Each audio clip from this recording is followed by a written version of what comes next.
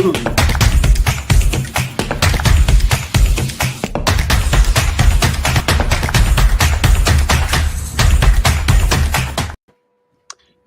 Robert Kramer here with more insights and strategy on episode 28, Analysts Gone Wild. I got a great team of crazy analysts here, hopefully in good moods. Right, guys? Right, Thomas? And we're going to handle and talk about all these great stories that are going on around the world, hopefully not get into politics or too much things that are adverse to the community that's watching. But anyway, let's go around the horn. Start with Thomas. Where are you at today? I know you moved. You in a good mood? Is it going well? And then we'll go around to all the other gentlemen on the call. Smiling. It's last that is left, probably. Yes, I have moved. You haven't lost any more hair, in the transition. So no, I haven't lost any more hair, luckily. the kids cared for that. No, just kidding. The rest of us are hanging on to it for dear life. Yeah. So anyway, tell us what's going on today. If I'm not moving across this continent, I'll take care of and cover CRM-ish processes, including whatever includes these days, whatever's AI-ish, because there's no CRM without AI anymore, or else. Or good data, right? Yeah. That's good. Okay, Shashi, so what's going on? How are you doing?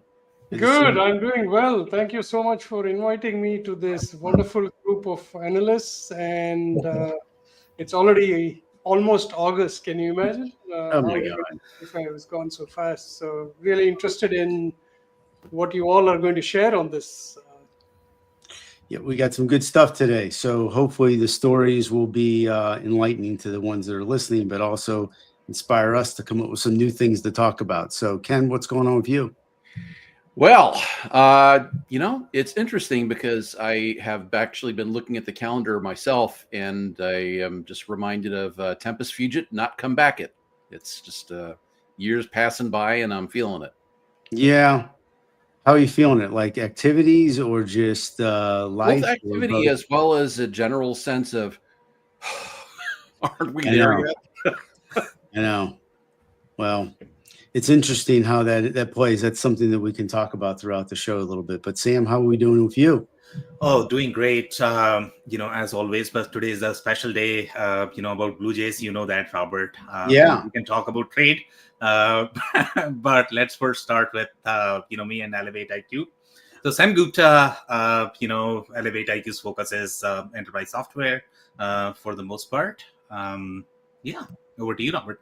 Well, I think that's interesting that you said that about the Blue Jays, because I think that let's not get away from that. The sports industry is another industry like manufacturing or finance or healthcare, and they utilize, AI just like everybody else, and the data has to be good. And I believe it's a big deal. And Major League Baseball utilizes the Google Cloud to store all their data, and they actually take all the analytics and they give it to all the different teams, and so all those teams have a fair shake at how they use it. But what do you think about the Blue Jays? Are they AI driven, or are they manually driven, or both? And does it matter if they use AI or not? Yeah, so I'll be very happy with AI, Robert, as long as it works in Blue Jays' favor. That's the only condition I have. And right now, I don't think it's working. So why don't you think it's working?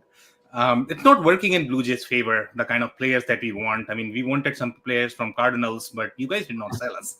So, well, it's about money at the end of the day, just like everything else. But you can't. One of the things that baseball that I've never really liked is that the collective bargaining agreement really takes away from the true fan experience, because the teams are not equal, because they don't have a salary cap, and the ones with the more money can spend it and get the better players. And we've seen that with the Yankees and some of the other ones like the Red Sox and et cetera. But the Cardinals, they were one of the first to see this when Pujols left a long time ago. Yeah. They wanted to sign him. We'll get into the stories in a second. But they wanted to sign him for 10 years, $250 million, which is not a lot today, but still an enormous amount of money. But it would have crippled the organization to not get other players. And that's what the smaller teams cannot really spend as much as the bigger teams and actually be equal from that perspective. But some of the teams like the Blue Jays who don't spend as much as, and even like the Tampa Bay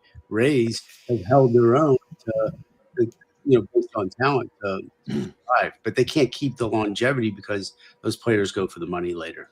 So as far as my understanding goes of the Blue Jays, I think they are the third spender right now. They Oh, are they spending are? a lot. They are spending a lot. And I Wow. completely agree with you that the system is unfair, but it's business. I mean, it's not meant to be fair, Well, I guess. Well, all the other sports have these collective bargaining agreements and they have salary caps. And so Yeah. that's where AI comes in big, where it's more complicated with those, which players to use and how it's driven from the data, where baseball is more driven from the money. But anyways, what do you guys all think before we jump into the first story? Not sports fans or you Let me are? put it this way: the words business and sports in one sentence are an abomination. Yeah, simple as. Okay. Why so? Why is Why so? that? Yeah. Because sports, well, where does sports come from? It's an activity you do for fun, right? So, and if you see what's happening, the ones we have are given. And fair or not fair, what I think is there are missing guardrails, like in AI systems. Uh-huh. Good points. Well, at the end of the day, it's another industry, and I actually think it's an industry that is can be a practical example of how other industries could utilize certain innovations that are in sport. Yeah. And it's an actually easy to understand, like Wimbledon or the golf matches, or even football or baseball with the umpires and things of that nature. It's a showcase for how AI is utilized. That you could see how it could improve a production facility, optimize inventory, things of that nature. Supply chain, it's a gigantic component of that. If data is in order and your software is set up correctly to take advantage of it. And Sam, I think that's another discussion that, how is ERP and supply chain going to change over the years with these new innovations? Because I think they're going to completely be overhauled, but it's another story. Yeah. So I can tell you, like sports, casinos, and the porn industry are very early adopters of advanced technology. Yeah. So, I mean, if you're looking for experiments, investments, I think these are the three industries that you're most likely to get buyers. Yeah. True, yeah. Good points. Well, Now, not that I have experience with all those industries. That, just want to call that out. It's interesting. I think that in this particular example, looking at industries, so sports as an adopter of AI, the AI set of technologies, and we'll use that writ large, right? So I think that we're seeing it being used to good effect. And the key piece about it is that at some point we going to see a bunch of AI players playing AI games that are now totally artificial? No, it's really centered on the people, because we still are fans. And while I'm not necessarily a baseball fan, I appreciate women's soccer or women's football, for those of you that want to talk about it from an international perspective. I have the Thorns here in my home city, and I'm a season ticket holder, and I absolutely love the team and love the sport. So I don't expect that any of those players are going to get replaced by some digital twin.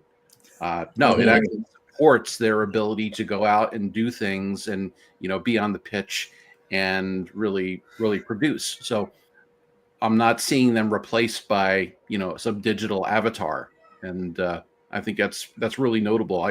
We're framing how it will help people and not actually replace them. Right. The nostalgia is a big component of this as well. So that is kind of what you're talking about. But I don't think that the sports is limited to just AI. It's also one of those things where it's one of the first adopters of how to stream all these broadcasts to the cloud versus have these huge trucks follow everything around. and it allows an enormous component of sustainability. So the sports is driving a lot of different things, and one of them is that. Okay, so let's talk about this first group here, and Business now, yeah. let's get down to business. But this company, Orbit Analytics, they're adding a GL component to it, and Sam, maybe you know a little bit about this because it deals with Oracle ERP, but they unveiled. I guess it's called adaptive memory to the GL, and it allows for more advanced reporting, and it does have some significance from querying and accelerating reporting from that perspective. From what I'm reading on this, and Sam, you can also chime in, that this is more of a pioneer from Orbit's perspective, that they're one of the first to integrate this adaptive memory, and it's going to allow for faster I guess, end results. But overall, I'm seeing this as a positive versus a fluff from a marketing perspective. So what do you guys all think? Robert, you have done your homework well, because even though Oracle is not mentioned in this entire slide, the only way you would have known about it is probably familiarity, or you've done your homework, right? I did a little research, not a lot, Yeah. but It's on the screenshot, by the way. on the Oracle screenshot. ERP users, I guess. on the right side, but I didn't see that originally. But I don't know if it's exclusive to Oracle, Sam, but it looked like it was originally. I'm going to be speaking at a conference in a couple of weeks about translating geek speak to English. So this slide clearly needs that, because I don't understand what the benefit of this is, other than you will get your reports very quickly, right? So you were very enthusiastic, Robert, in your comments about this is going to make a big difference. I only wish the copy would have reflected that in a way that people on the edge would understand it, and not necessarily only the experts, if that makes sense. Well, Sam, what do you think about this, or Ken? Yeah, so I'll provide some context here, I guess. So, obviously, one thing that you have highlighted, that this is definitely in the Oracle ecosystem. My problem with the story is going to be, they are claiming that AI powered. So, Robert, to your comment, I don't think I have ever heard of them. And number two is they seem to be positioned more in the FP&A space. That's how I would read it. So I don't know if this is more of the AI native solution. That could be a possibility, but it seems to be more of the makeup made up sort of story, AI powered as opposed to AI native. At least that's not how they are claiming. And the adaptive memory is great, but how it is going to compete with Oracle's native, FP&A solution. And for the most part, if you look at this more from the Oracle's perspective, they like to position their own solution. So I don't know how they are going to play together. That would be my concern. And overall position, I guess, I'm not entirely sure based on the story right now. Okay. One funny thing is, when I was researching this, the first result, AI result on Google, shows Elevate IQ's article on. So nobody has ever covered this company, you can believe, I guess. So they are probably the first one. Thomas, what do you think? Well, I need to concur with Shashi, because it doesn't say much apart from it's based on historical data, pre-filled reports. This is the last line, so that they are more readily available. So, and well, as you can see from my facial expression, that doesn't overly excite me. Well, I guess you guys aren't too excited. I think this is something that it's more inside of a company, giving them faster queries, faster results, taking the burden off of IT, having things, analytics at an advanced, desire. But I don't think it's, going to really be from a sexy standpoint. It's not going to, not going to pull your hair back, or blow your hair back. It's one of those things. It's when you're inside these ERPs, it's a convenience to help you out. It's not necessarily. And The question is whether it's not a convenience that wasn't there before. It's a added convenience. Yeah, so that's the question. Yeah, that's the question. Yeah. So, do we have any? Yeah, it seems like a competitor to Oracle's data intelligence solution. I would probably say it is. Yeah, so this is a very interesting comment, Robert, and that's why I wanted to touch. And if you guys don't know Rebrands, he's from Oracle's ecosystem, so he's going to have a lot more intel in general. So Rebrands, thank you so much for joining, and thank you so much for commenting as well.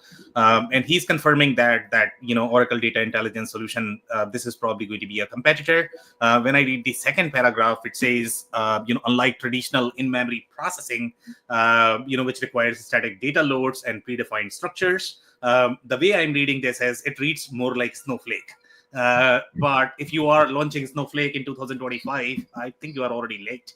That's Snowflake or Databricks. I mean, that's how this conversation is reading. But again, I don't know whether they are more of the ISV or the product company. ISVs generally, they are not going to have as refined product. They are not going to have as much investment, but they are going to have a lot more proprietary the code base and the integrations and the compliance, I guess, from the ecosystem perspective.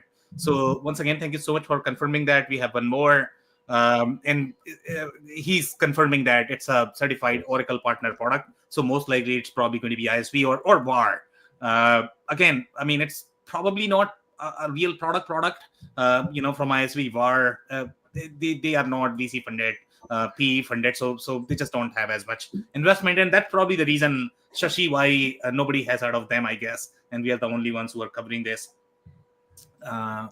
Okay, yeah, Robert, over to you. Sorry. Yeah, I mean, I'm good with that. I think it's obviously a lower end type of result, announcement, but I think it's a helpful component. It gives the clients another choice. So or they might use multiples like the intelligence from Oracle or this, but it just depends who they're more comfortable with. So let's go to the next one, which is Pipefy. So while you do that, I wanted to say hello to our Instagram audience, where we are also doing it live. It's an experiment for the past couple of episodes that I've been on. We'll see what the effect is. Well, that sounds nice. So Pipefy is a global platform for process management and workflow automation. They launched, no shocker, AI agents for HR. These are pretty popular agents because the bots will look at different things like resumes and candidates and backgrounds and validations and things of that nature. So the features support organizations, requirements for HR, but also having the agents actually do a lot of the work. I'm still a firm believer that, and I've spent a lot of time talking about Industry 5.0, but how agents and employees have to work together. So, and the resource employees are more of a strategic, where they can validate this stuff. The one thing I think about HR is, does it miss some of the candidates that the employees in HR have, really good visions to find the right people. I think that's a gigantic part of HR. Anyway, what do you guys think about this? Well, the first thing I would say is that, number one, whenever anybody starts talking in language like this, I get concerned about the effect of bias. So, in a lot of cases, I think that the way that our commercial AI services are built today have pretty much a Western, flair to them in terms of the kinds of data that they bring to the party and how they understand it. And if we're baking biases into it, how do we check to make sure that what we're doing when we evaluate candidates or look for fit or check against skills, are we actually doing ourselves a disservice by having people get screened out that could actually be really great for the role? Because I don't know about you guys, but I hate writing resumes and putting background, and the chances of somebody leaving something out that's important or getting a score driven down because you have something in your resume or your profile that the bot goes and looks at and says, "Oh, well, I'm going to take points away from you and promote another candidate because they have this thing said in their profile." Right. It does not give you a whole person solution. Exactly. Yeah. Well, that's part of the problem with AI. You're going to have, I think everybody's just looking at the upside, but the downside is that, and the downside's a ripple through for all industries, including sports, manufacturing, finance. It's going to be there. So that's why the human in the loop has to happen. But I think HR is one of those examples where it's probably worse, because I think a lot of the good candidates, like you just mentioned, can get cut out. I usually would hire off of not their work, but their work ethic and the quality of the person. And so you can't see that in a resume. Right. I can teach someone how what they need to do, but I can't teach them how to work. And that's not in the resume. And that's a problem. I like the way this is written. So kudos to, sorry, somebody else wanted to go? No, you go. You're going. So I like the way it's written. So it's either a fractional CMO or they have a team. I don't know how big this company is, but their target seems to be small and medium companies. I think they solve a very important problem for small and medium companies, because the functionality that they put here, I think, is very difficult for small and medium companies to get without spending a lot of money. I was also very surprised that they have a free tier also, which may be their PLG strategy, right? To convert people. I feel like, Ken, your concern, rightful one, but I hope these AI companies have gone beyond that, where historical data doesn't necessarily represent what the future is going to be, because you miss out a lot of new profiles or personas that are there. So hopefully they'll fix that problem in their own software that they have. I like how they position this, and if they are serving the SME market, hey, more power to them. So Thomas, what do you got? I totally get companies using software like this, because there are plenty and plenty of resumes coming in for every position, which, due to the software, and there we are getting into a kind of a vicious circle, are more and more created by bots in order to defend against bots. So the main problem that I see with this announcement is something that is missing, because if you go through the motions and have this machine automatically qualify your candidates, or disqualify them rather, then you're opening yourself to a black box that opens you to liability, because you don't understand probably why this thing came to conclusion that Thomas is an idiot. Maybe he really is, but maybe he isn't. Yeah, and what I'm missing, there's the explainability part, which must be, and the auditability part, which must be very, very strong in there. So it's not about automating tasks away, and by the way, automating the recruiter away, which is not said here, but about doing that in a way that is transparent enough so that the business stays in business, because it doesn't get sued out of business. So this is what I'm missing here. And it's nothing to say. This is exactly what recruiters do. And side note, sorry to continue on a side note there. There is this study by CMU that they are repeatedly doing, the agent company. What they find is that HR processes are some of the best to automate with agents. Well, we're not saying that you can't automate it. We're just saying that automation, we're questioning the realness of it. Yeah, what I'm questioning is the missing part of the statements that they are giving here. So yes, this thing can do that, and I believe that can do it. However, how do you avoid liability? And this is not said, and this is what I'm missing. I wanted think to add. Sorry, go ahead, Sean. No, I was just one sentence. I think it's about processes of that company. Period. How do they bring people and the AI agents together in their processes so it's more relevant?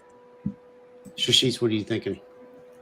This is a little bit connected to this topic, but something a little bit more into the future. 2 points to note is like before somebody signs a contract with you, after having talked to all the wonderful analysts on this call and deciding who to do, people are definitely checking out employee reviews on Glassdoor just to make sure they're making the right decision, right? That's one. And Google's next avatar is called Google's Web Guide. And that has a lot of weightage on reviews, not only on Reddit, but Glassdoor. So companies now should look at, I'm looking at the point here, employee feedback and engagement analyzer. That becomes important because I don't think companies are paying attention to that as much as they should, right? So for the future, I think the results of your company will include what your employees are thinking about you. And you might lose business if you don't pay attention. Good point. So from my perspective, I guess when I look at stories like this, I wonder where the hell are we headed now? Because I see overlap. And overlap, when I say what I mean is, when I look at Pipefy, and Pipefy was really hot in some of these stories that we have covered recently, right? Every single consulting company was trying to partner with Pipefy because they were trying to develop their own processes. So our expectation was that Pipefy is going to be that plumbing provider, platform provider that is going to enable the processes for the consulting companies, which are trying to pretend that they could be product companies as well, which is great. But here, now Pipefy is launching AI agents. LLM providers are launching AI agents. Obviously, the real providers are launching AI agents. So where is it going? So everybody's launching AI agents. So it's almost like, if you look at the traditional market, okay, there were telcos, there were, infrastructure providers, there were platform providers, then there was SaaS. Yeah. Okay. And then everybody started doing pretty much everything. Great idea. But then that creates a lot of chaos in the market, which is what I see in the story. I don't know, where Pipefy will end up from the business model perspective, but this is going to be crazy. Too many AI agents, and I don't know what all they are going to do. But HR, you need a lot of them. Yeah, you got a few comments here. I think it's an interesting thing. Great. If you want to look at those past comments real quick, Sam. Yeah. Bring those in. I think one of the things that it's mentioned, but you can go through them real quick. But I guess this is talking about for more skeptical readers would like to see how transparency and flexibility in scoring ways are supported. But like you continue and you talk, Grady does, and talks about user adoption and bots have to build trust and adoption. I think that's part of the whole process of change management, and this has to be a component of that whole, the company's actually having the pledge towards not just saying, hey, AI is going to be our ticket, but here's our processes, here's how we're going to do it, here's the trust we're going to build, here's our change management process, because the jury's still out if AI, what the ingredients are to get it to be successful. And the data is a gigantic component, but we can't forget about change management and strategically aligning the resources that we're doing certain things, how they're going to be used in other ways. Thoughts? Well, to go on to Grady's point about trust. Trust is interesting because there's two components to it. Part of it is granted, part of it is earned. And I think that there is a case to be made for what the provider does to talk about and demonstrate, okay, how does our engine, and I'll use the term engine as the broad way of describing these capabilities. How does the engine do what it does?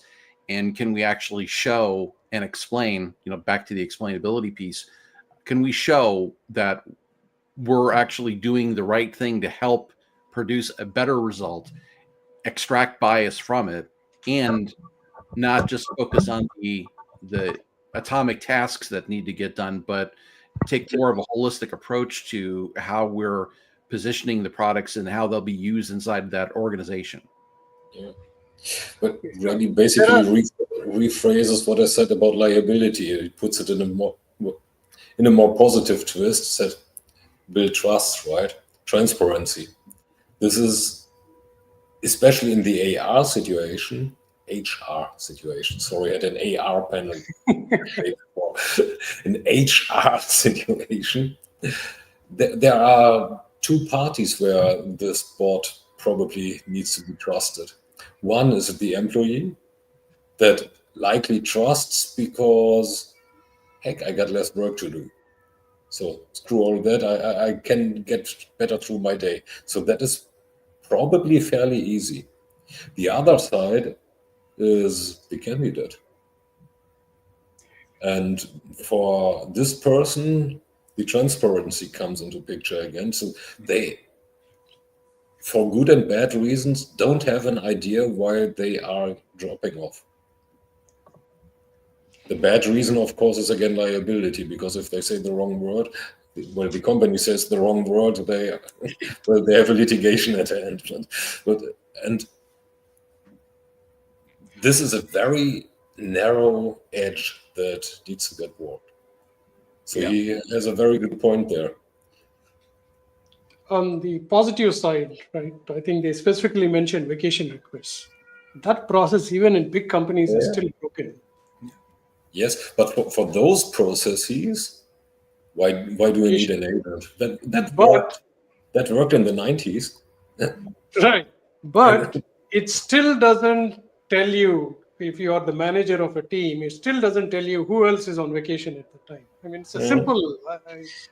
It's only because the developers of the software haven't used that use case, or there isn't enough pressure. But as far as I know, every single manager in the world today has to go back to his calendar and see if anybody else is on vacation at the same time. I hope they fixed it here. But again, this is a rule-based process. So if Shashi is on vacation, Thomas doesn't get any, or the other way around, right? So this is a rule-based process that doesn't need agentic software, doesn't need an LLM. So that worked. That's why I said that worked in the 90s. And there I'm quite an advocate for using the right tool for the right job. So you don't need to come with a sledgehammer if a mallet is just enough or more than enough. That's true. Yeah. It's interesting that you bring up the 90s, because the 90s and the 2000s were all about value, right? You had to show business value for things to be implemented and purchased. And I think innovation has taken the front seat, and the value hasn't been appreciated as much. And I think it needs to be more connected. And I think that that's a big deal. That whenever someone comes up with an innovation, all these vendors talk about innovation all the time, but like, I don't think the customers really care about the innovation as much as they care about the value. And I think it needs to be outcomes is what they care about. Well, that's the value that I'm talking about. It's the business impact. It's the outcomes. It's seeing the ROI, and by bombarding us with innovation, I'm not sure that plays a significant role, because a lot of times if I'm talking to you, the customer's talking to a vendor, they already know they have the innovation, but they can't get the business impact out of them, or how to line up the steps to get the business impact out. Yeah. I mean, are we really in an age of value management yet? I'm not sure that we are. I'm very sure we are in a cost management model where we're trying to reduce our spend, or try to ensure that whatever spend we are spending is actually good spend. I don't know that we're necessarily all that focused on value as of yet. I think that's still on the horizon. I am. Why aren't we looking at value? I'm not saying we're not looking at value, but I think that from a consumer's perspective, I see more cost management than I see value management. I see both. I see everybody looking at the value, and all the vendors are talking about innovation. We are all talking efficiency and cost reduction. This is and innovation. This is running narrative of agentic AI. And there I'm fully with Kanban. So we are talking not about value delivered, but about cost reduced. And that in a very narrow area that doesn't help businesses identify, if I reduce cost here, how much do I add there? So we are in the... I mean, the manufacturers care about producing more and being more efficient. So that's value driven. I mean, they want to be able to save money. They want value for any innovation they bring. They want to optimize production, have better quality control, better logistics, tighter supply chain. That's value. No, right? but how they translate efficiency is cost. Well, it's all part of the same. Look at supply chain. An efficient supply chain is a supply chain that does the same at lower cost. And then the evergreen, which one was it, slams into the borders of the Suez Canal. And all of a sudden, your efficiency is a cost factor. So what I do say is, and I think Kanban wants to say something similar. What I do want to say is that they are using the wrong matrix, insufficient matrix. Yeah. I work for Infotech, and we have a site called Software Reviews. From my calls, business value created is one of the top metrics for software review, for software buyers, right? So I think companies care a lot about it. And all of the other attributes that you mentioned, like efficiency, innovation, everything comes into the formula.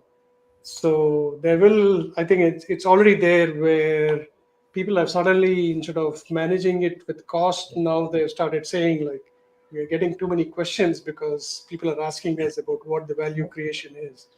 So I think it's a cycle from 90s. We'll go back to now people worrying about business value.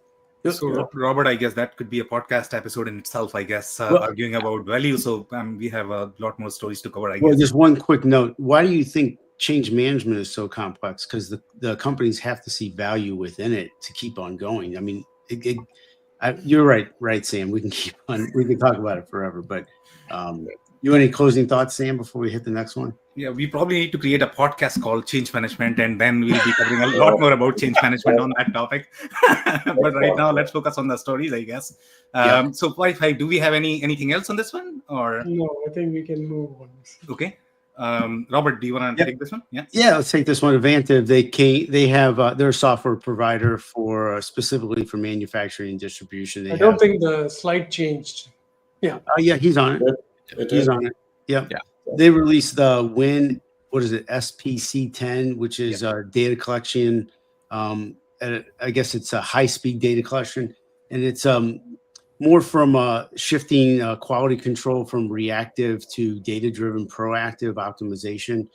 Sam, you have to correct me if I'm wrong, but is this specifically for data, helping from a quality control perspective to gear companies to have the data faster, to make quicker decisions? Obviously, if that's the case, it's an innovation that can have more measurable results at the end because of the faster delivery of quality control, otherwise getting data where they need it the most. Thoughts? And it's supposed to improve production quality at the same time. Yeah, so I would say SPC falls somewhere in between QMS and MES category. So those are enterprise software categories. Some companies like to club them as part of ERP. Now, if you look at Advantive, I don't know if you guys are familiar with them. Yeah. But they are sort of a new ERP company created because you have a financial consolidator in the market, and they buy a lot of different companies and they try to create an ERP. That's how a lot of ERP systems are created. Pretty big. Actually, they're a little bigger. They have a lot of clients, don't they? Like they're literally born in 2022. After COVID, and you would not believe that anybody would create an ERP company in 2022. And the only reason why they got so many clients is because they acquired so many different companies. Yeah. What are some of the ones they bought off the top of your head? Do you know? Infinity QS is one. They were really big into the SPC and quality management space. They have a lot of different ERP systems, from Fastener, industry. Don't quiz me on the names right now. All right, we're good. But there are like they have bought at least 50 companies in the last 3-4 years, and they are all trying to create very similar experience as, I would say, Infor, Aptean, Constellation Software. It's a very Constellation Software centric strategy from the Wall Street perspective. But in this case, I mean, 90% of these consolidators, they don't necessarily invest in the real R&D. Generally, what they are trying to do is they are going to refine the marketing. They feel that these mom and pop companies, they don't necessarily know how to run a software company. So they are going to do nickel and dime, I guess, from the support perspective. So that's how their business works for the most part. But in this case, it seems that they have done some release. And again, SPC is a very specific process in manufacturing that falls in that QMS. So they have done something here. But I don't know how many companies are really releasing from the SPC perspective, but it's a fairly important process for manufacturing companies for sure. Do they focus more on the shop floor or certain types of manufacturing, or all? Yeah, so this is going to be definitely for shop floor, and there is a lot of innovation happening in the SPC space, because if you look at the kind of predictive quality or proactive quality, or what is that term, from the AI perspective. So generally, if you look at the ERP quality processes, you are not literally going to scan every single product and do the quality, because that will take forever. If it's a $10 product, you cannot afford to do quality. So generally, the way it works is you are going to grab a sample, you are going to test. If sample passes, then your quality passes. In this particular case, the operator has the real visual view, and they have a lot more products going through the whole shop floor experience. So, and these systems generally integrate with the machine as well. So you are going to have the real time quality control, if I could use that term. And they use this for the statistical analysis. Now, it's a lot more operational data as opposed to the business data, financial data that you are going to get, within your ERP systems, I guess. All right. Well, good stuff there. What do you guys all think? Ken or Thomas or Shashi? I love When it we're for two talking about reasons. availability, capacity, and performance, especially as it relates to these types of systems, I'm very interested in this, and I'd really love to kind of do a double click and see the levels of resolution that they're talking about when they talk what the devices under management, and how does that roll up into that dashboard view that either the person that's actually be the direct supervisor for the work that's happening on the line, or how that gets rolled up into higher levels of management.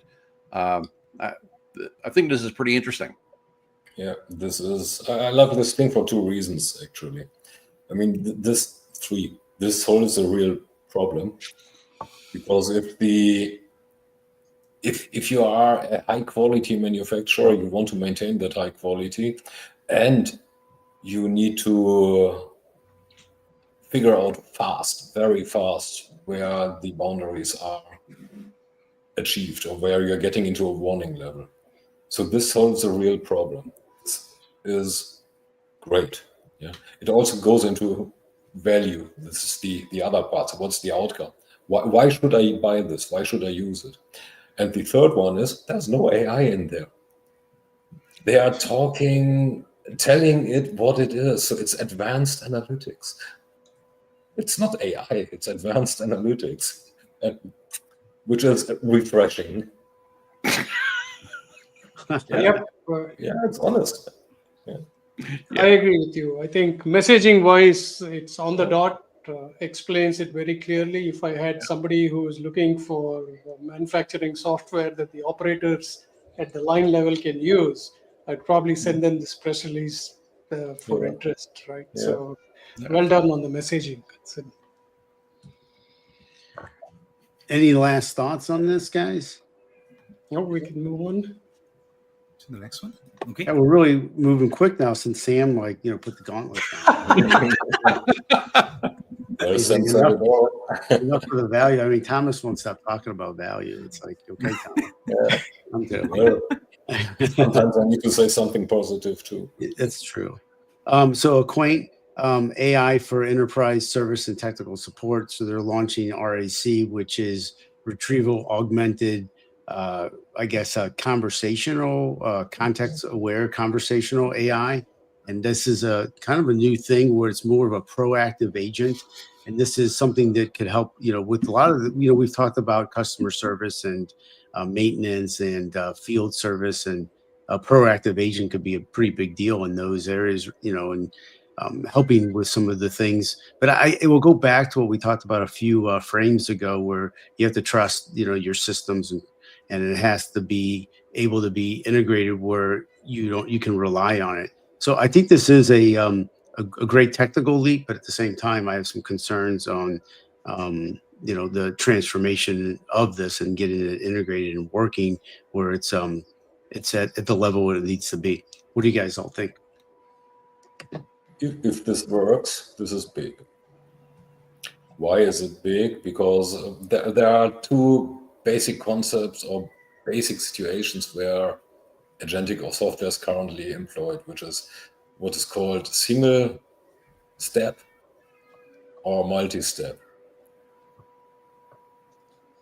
Agentic AI works fairly well in the single step scenarios. So it means you give a prompt and get an answer, where the whole context is within the prompt and you get an answer. That is, meanwhile, fairly okay, caveat in some areas.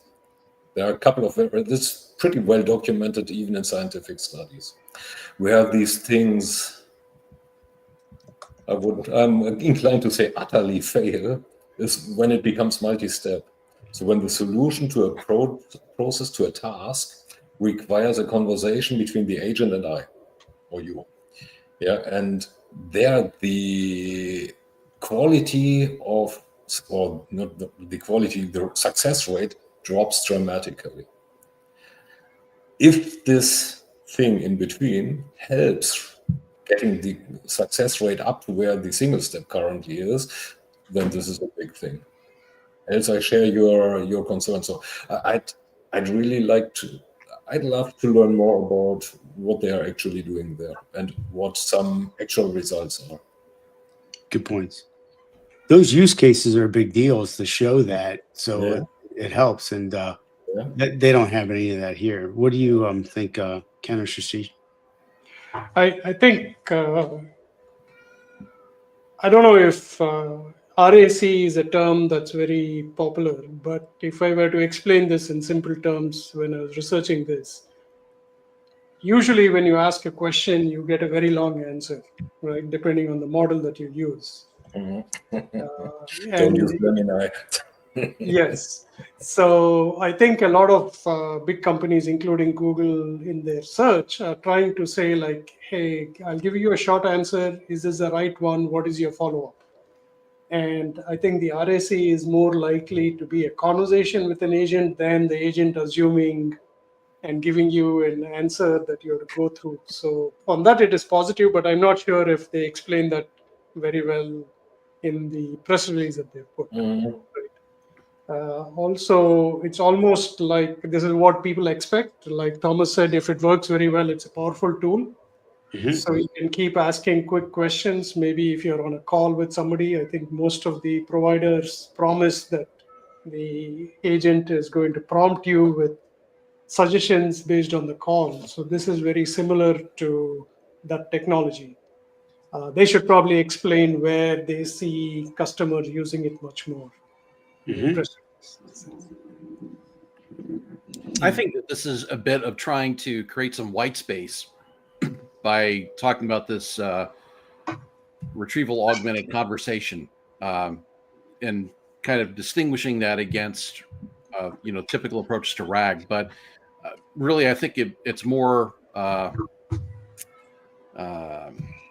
it's not really that exciting to me, because when I start looking across the folks that are taking and doing not just regular agentic stuff, but like being able to have agents that actually manage other agents and work, and going through a flow of work where you can actually change out the underlying model that's being used to drive the result.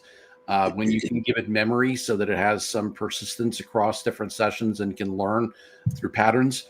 I think that this manager of managers model is actually closer to what I think they're trying to point to, and is more general purpose as opposed to what we're seeing here. So I think that the devil's in the details, and I would definitely be interested in finding out more.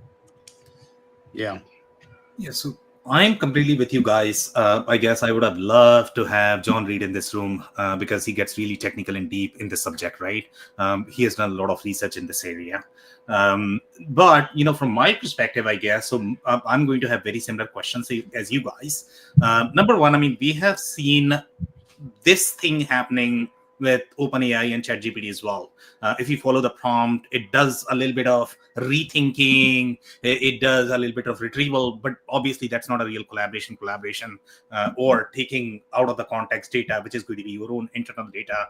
But then my take on this is going to be, how does it overlap with, what is that, map, I guess, right? Map is the server or the infrastructure where it can augment data. So how is that gonna augment with that? And then the other comment I'm going to have is, we had that, Chinese competitor for OpenAI. That was a big story. I don't remember the name. DeepSeek. DeepSeek, right? So DeepSeek. Now, how does this story overlap with that? Because my understanding was that DeepSeek was really deep into conversations. And that sounds like really deep into conversations. So, so how deep are we going here? That's number one question. And number two, which depth are we talking about and who lines up where, I guess? The problem is you want value. Quote Robert means you want correct outputs. Yeah. I just posted 2 studies. The first one is by Salesforce Research, and the other one is by Carnegie Mellon University. Yeah. Both from May, published in May, I think. So they basically say, well, the first one basically says, because the second one doesn't really differentiate between single step and multi-step, they suck in multi-step. Simple as, yeah. So this is a big problem, a very big problem, because if the whole promise of value via efficiency is not given, is not fulfilled, if you need to validate a lot. Means these systems basically they need to run more or less autonomously, and the verification by a human must be an exception process, not the normal process. Yeah. So, and if this helps getting the exception rate, well, getting the normal to the exception, the current normal to the exception means failure to the exception, then this is a big thing. They are on a very big thing. If not, then obviously not so much. As said, so if there's someone from Aquant currently there, reach out as I do, because this is quite interesting. Okay. Well, that's pretty. I like what you're saying about that. I guess Thomas and Sam and everybody, why don't we go to conclusion here instead of going to another one, because I think we're going to run out of time. But I was going to ask everybody to kind of conclude and talk about, when you buy something, do you look at the value or the innovation? And what have you bought lately? It could be like an example. I knew where this was going. No, let me give you an example. It could be like you're going to buy a refrigerator, and is there more value, or do you need the innovative components of that? So are you a traditionalist? Does value come first, or does innovation? Do you need that cool shiny new car? So we'll start with. Thomas, you only have a minute here. You spent 27 and a half minutes. I caught you. Okay, so let's be fast. The answer is that depends. So usually when I buy something, I have a problem that I want to have solved. Let me interrupt you real quick. Value, innovation, or emotion?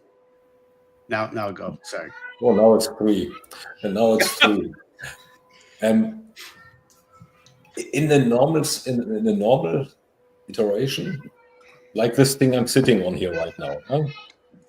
As I said earlier, I'm sitting in an empty house, so I needed something. In the near future, I need a garden set, so I preponed that purchase. So value is, I will have something in my garden, something to sit on right now.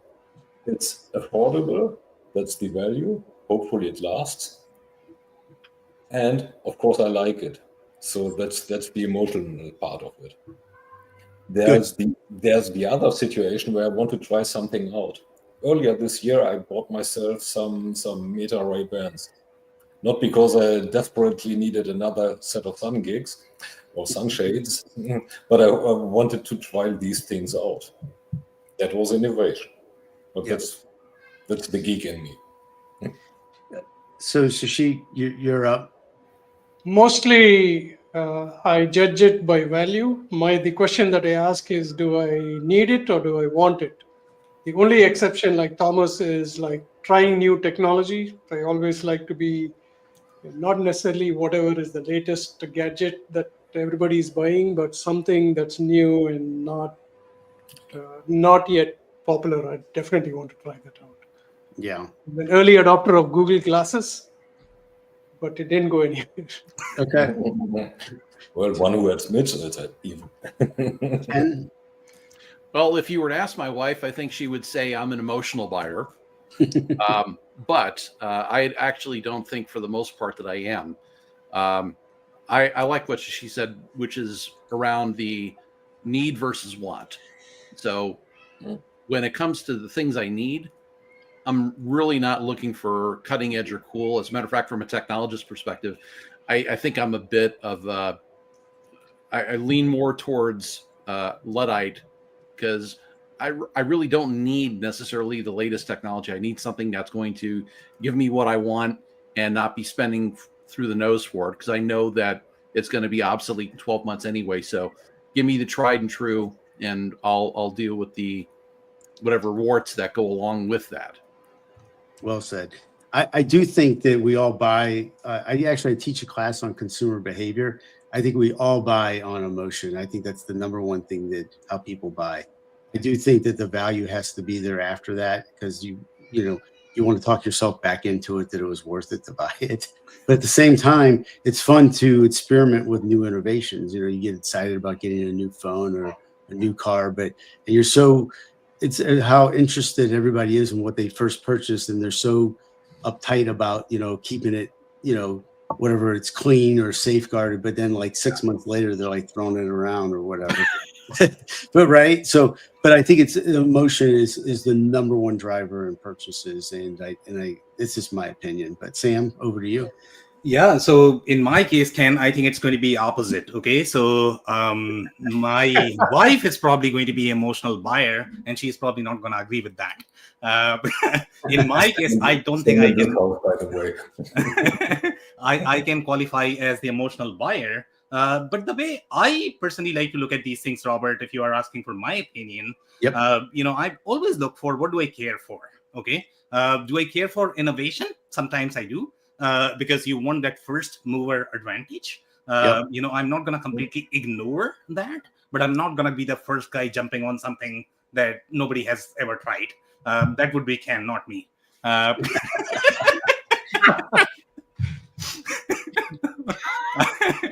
I want to see Ken first, whether he's going to be successful or not going to work out, and then probably I can try that. So that would be my take. In terms of and value, in my personal experience, is very subjective. Depending upon what you really care for, everybody has very different needs. Some people have very emotional needs, but it might not be for everybody. So that's it, I guess. Do you want to close, Robert?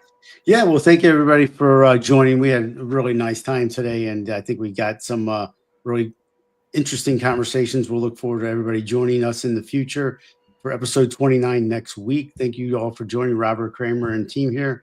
Analysts Gone Wild. Talk to you soon. Thanks, guys. Thanks. everyone. Bye, everyone. Bye.